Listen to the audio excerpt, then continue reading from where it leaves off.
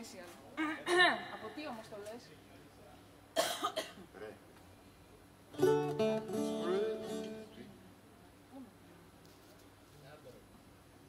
Είναι μια special αφιέρωση σε ένα special φίλο.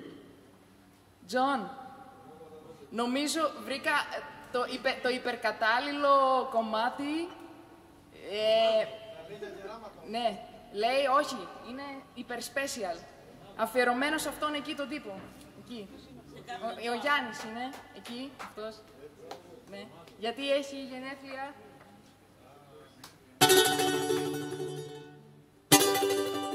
Πρώτα θα πείτε το μάλλον.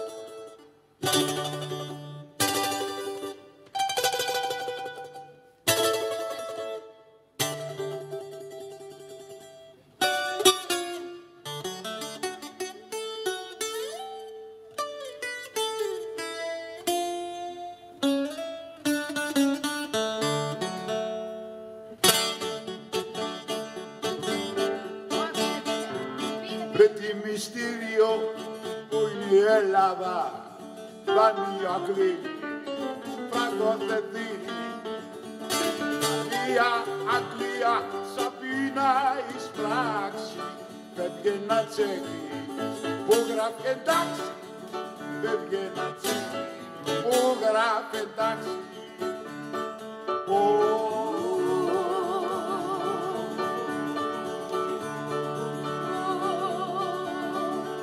Δημοπρατήριο και γιουσουρούμις με 10 γρόσα και άλλα τόσα. Σακάκι σουράδι με φόδρα μετάξι κι όλοι σου λένε αδερφάκι φορείς ένα σακάκι που είναι σαν Άγιο Βασιλιάδικο και είσαι πολύ πολύ εντάξει. Ρε πως τη δουλεύουνε εντάξει στην Ελλάδα κάθε μηχανή.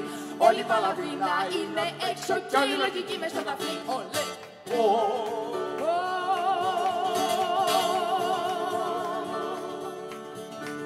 Στο τραμ σαν θα βρεθείς μέσα στον κόσμο, νέες γυναίκες, γρίες μπεμπέκες, απάνω σου πέφτουν στο τραμ σαν τραντάζι και ο σπράτορ λέει Κύριος προχώρησε στο διάδρομο, ενοχλείς την κυρία, απαγορεύονται τα γραμματόσημα και τα σάντουιτς και δεν είσαι καθόλου μα καθόλου εντάξει.